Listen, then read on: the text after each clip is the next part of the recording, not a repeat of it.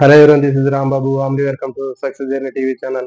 ముందుగా ఎవరైతే ఈ ఛానల్ చూస్తున్నారో చూసే మిత్రులందరికీ కూడా విష్ హ్యాపీ న్యూ ఇయర్ అండి. అదేవిధంగా టెట్ డిఎస్సి రాసే మిత్రులందరూ కూడా ఖచ్చితంగా ఈ న్యూ ఇయర్ సందర్భంగా ఈ సంవత్సరం మీ అందరికి కూడా మంచి జరగాలని, అదేవిధంగా మీరు అందరూ కూడా ఈ టెట్ డిఎస్సిలో మంచిగా సక్సెస్ సాధించాలని, ఖచ్చితంగా రాబోయే రోజుల్లో మీరు అందరూ కూడా ఖచ్చితంగా టెట్ డిఎస్సిలో మంచి మార్కులు స్కోర్ చేసి డిఎస్సిలో కూడా మంచిగా మార్కులతోటి మీరు డిఎస్సిలో కూడా సక్సెస్ అయ్యి ఈ సంవత్సరంలో మళ్ళీ మీరు ఒక కొత్త టీచర్ గా సెలెక్ట్ అవ్వాలని మనస్ఫూర్తిగా ఛానల్ నుంచి మేము ఆశిస్తున్నాము. అయితే ఈ న్యూ ఇయర్ సంబంధించినటువంటి ఒక కోడ్ అనేది చెప్తున్నాను. ఇది గుర్తు పెట్టుకునేటటువంటి న్యూ ఇయర్ కోడ్ అని నేను ఇక్కడ మీ అందరికి కూడా చెప్తున్నాను. తెలుగు సంబంధించినటువంటి ఒక న్యూ ఇయర్ కోడ్ అనేది ఇది గుర్తు పెట్టుకోండి.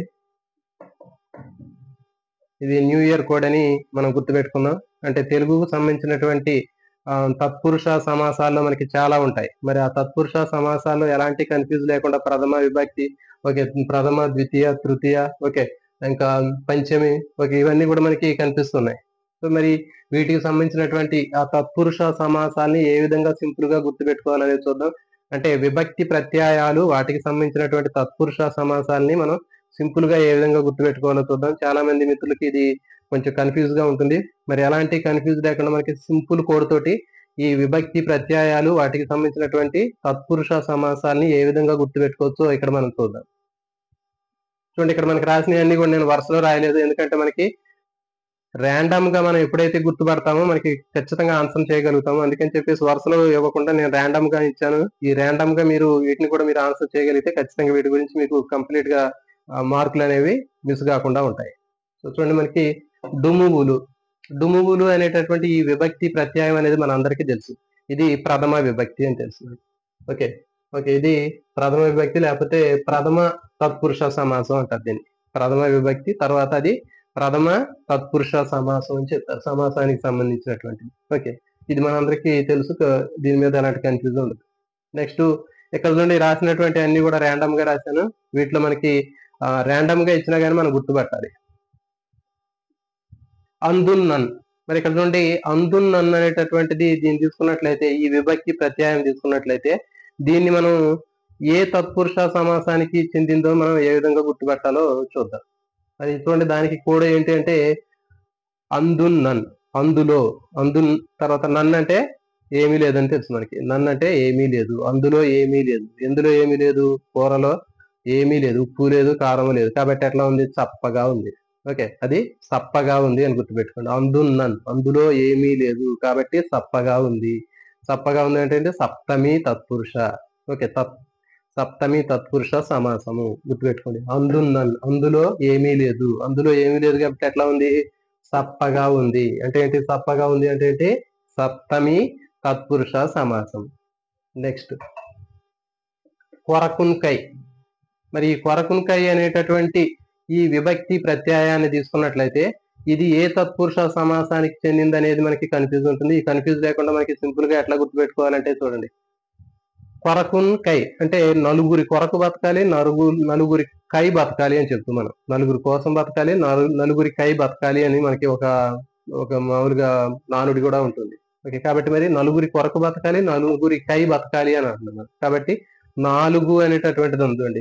నలుగురి కొరకు అన్నప్పుడు ఇక్కడ నాలుగు అంటే ఏంటి, చతుర్థి. సో కాబట్టి చతుర్థి తత్పురుష సమాసం అది.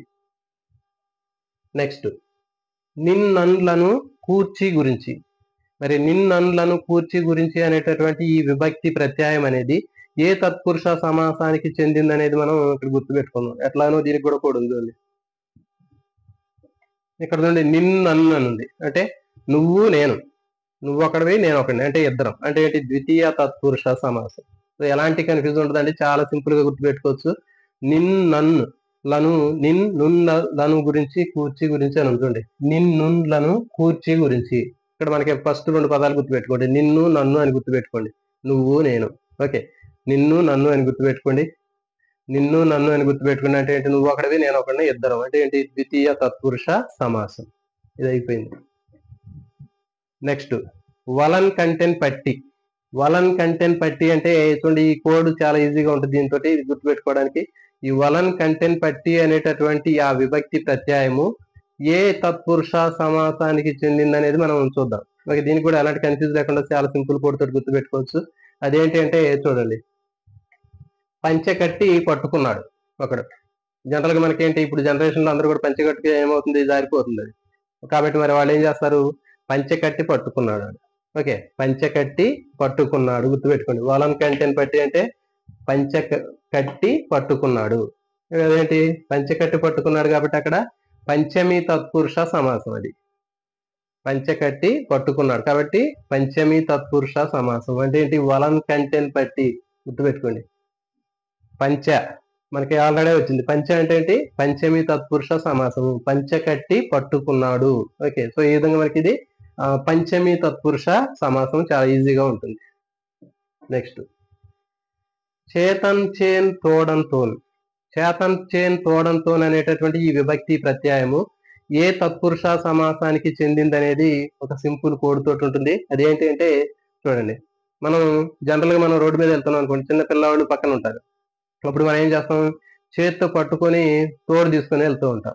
ఓకే, మరి ఇప్పుడు ఏం చేస్తాం, వాడి చేయి పట్టుకుంటాం, మన 2 చేతులు వాడి చేయి కూడా మన దగ్గర ఉంటాయి. అప్పుడు మొత్తం మన దగ్గర ఎన్ని చేతులు ఉంటాయి, 3 చేతులు ఉంటాయి. ఓకే, కాబట్టి అంటే 3 అంటే ఏంటి, తృతీయ తత్పురుష సమాసము. తోడుకొని పోయేటప్పుడు ఒక పిల్లవాడిని మనం రోడ్డు మీద తోడుకొని పోయేటప్పుడు మనం ఏం చేస్తాం, వాడి చేయి పట్టుకుంటాం జాగ్రత్తగా. సో కాబట్టి మన దగ్గర ఎన్ని చేతులు ఉంటాయి, వాడి చేయి ఒకటి ఉంది మన దగ్గర 2 చేతులు ఉన్నాయి, మొత్తం 3 చేతులు ఉన్నాయి. సో కాబట్టి అది తృతీయ తత్పురుష సమాసం. చూడండి, ఇది తృతీయ తత్పురుష సమాసం. నెక్స్ట్ ఇది అయిపోయింది. కిన్ కున్ యొక్క లోన్ లోపల. మరి కిన్ కున్ యొక్క లోన్ లోపల అనేటటువంటి దానికి కూడా ఒక సింపుల్ కోడ్ ఉంది. మరి ఇది ఈ విభక్తి ప్రత్యయం అనేది ఏ తత్పురుష సమాసానికి చెందింది అనేది చూద్దాం. చూడండి, ఒక అతను షష్ఠి పూర్తి చేసుకుంటున్నాడు. అంటే 60 years కంప్లీట్ అయిపోయిన తర్వాత షష్ఠి పూర్తి చేసుకుంటారు కదా. మరి ఆ షష్ఠి పూర్తి చేసుకునేటప్పుడు బయట క్లైమాటిక్ కండిషన్స్ బాగా లేకపోవడం వల్ల వాళ్ళు ఎక్కడ చేసుకుంటున్నారంటే లోన్ లోపల చేసుకుంటున్నారు. ఓకే, లోపల చేసుకుంటున్నారు. అతని యొక్క షష్ఠి పూర్తి ఎక్కడ చేసుకుంటున్నారు, లోపల చేసుకుంటున్నాడు. షష్ఠి పూర్తి లోన్ లోపల చేసుకుంటున్నాడు. లోపల షష్ఠి పూర్తి చేసుకున్నాడు. అంటే బయట దానికి సంబంధించినటువంటి ప్రోగ్రామ్ మొత్తం కూడా బయట అవుట్డోర్ లో కాకుండా ఇండోర్ లో లోపల ఒక ఉంటుంది కదా, ఫంక్షన్ హాల్ ఉంటుంది కదా, దాంట్లో చేసుకుంటున్నారు. సో కాబట్టి గుర్తుపెట్టుకోండి, కిన్ కున్ యొక్క లోన్ లోపల. కిన్ కున్ అనేటటువంటి అతనికి షష్ఠి పూర్తి అది. ఓకే, కిన్ కున్ యొక్క షష్ఠి పూర్తి ఎక్కడ చేసుకుంటున్నారు, లోన్ లోపల చేసుకుంటున్నారు. అర్థమైందా? సో కాబట్టి కిన్ కున్ అనేటటువంటి వ్యక్తి యొక్క షష్ఠి పూర్తి ఎక్కడ చేస్తున్నారు, లోపల చేస్తున్నారు. బయట చేస్తే క్లైమాటిక్ కండిషన్స్ బాగాలేవు కాబట్టి, వాతావరణం బాగాలేదు కాబట్టి వాళ్ళు ఏం చేస్తున్నారంటే ఒక లోపల ఇండోర్ లో చేసుకుంటున్నారు, ఒక ఫంక్షన్ హాల్ లో చేసుకుంటున్నారు. సో కాబట్టి మీరు గుర్తుపెట్టుకోండి, కిన్ కున్ యొక్క లోన్ లోపల అంటే మనకి ఖచ్చితంగా షష్ఠి తత్పురుష అని గుర్తుపెట్టుకోండి. అంటే షష్ఠి పూర్తి చేసేటప్పుడు షష్ఠి తత్పురుష. సో ఈజీగా గుర్తుపెట్టుకోవచ్చు. చేతన్ చేన్ తోడంతో. చూడండి, మరి మనం బయటకు వెళ్ళేటప్పుడు, రోడ్డు మీద వెళ్ళేటప్పుడు చిన్న పిల్లవాడి చేయి పట్టుకొని తోడుకొని పోతూ ఉంటాం. మన దగ్గర 2 చేతులు ఉన్నాయి, వాడి దగ్గర చేయి ఉంది, మొత్తం మనకి 3 చేతులు ఉన్నాయి. సో కాబట్టి 3 అంటే తృతీయ తత్పురుష. ఓకే, నెక్స్ట్ వలన్ కంటెన్ పట్టి.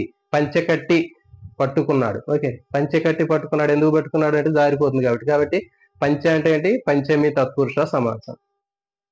నిన్నన్లను కూర్చి గురించి, నీ గురించి నా గురించి మాట్లాడుకుంటున్నారు ఎవరు. ఓకే, మరి నువ్వు ఒకడివే నేను ఒకడిని, మన ఇద్దరి గురించి మాట్లాడుకుంటున్నారు కాబట్టి, ఇద్దరు ఉన్నారు కాబట్టి ద్వితీయ తత్పురుష సమాసం. నెక్స్ట్ కొరకునికాయ. కొరకునికాయ అంటే ఏంటి, నలుగురు కొరకు బతకాలి, నలుగురి కై బతకాలి అని మనకి ఒక సామెత ఉంటుంది. సో కాబట్టి ఒక నానుడు ఉంటుంది. కాబట్టి 4 అంటే ఏంటి, మనకి చతుర్థి తత్పురుష సమాసం. ఓకే, నెక్స్ట్ అందున్నన్. అందులో ఏమీ లేదు, అందులో ఉప్పు లేదు, కారం లేదు కాబట్టి అందులో అందులో ఏమీ లేదు కాబట్టి ఎట్లా ఉంది, అది సప్పగా ఉంది. అంటే ఏంటి, సప్తమి తత్పురుష. ఓకే, తర్వాత డుమువులు ప్రథమ విభక్తి లేకపోతే ప్రథమ తత్పురుష సమాసం. ఓకే అండి. సో మరి కూడా మీ అందరు కూడా బాగా అర్థమవుతుందని అనుకుంటున్నాను. ఎవరైనా ఛానల్ని కొత్తగా చూస్తుంటే మిత్రులు ఛానల్ని సబ్స్క్రైబ్ చేయండి. అదేవిధంగా వీడియోని లైక్ చేయండి, షేర్ చేయండి. జై హింద్.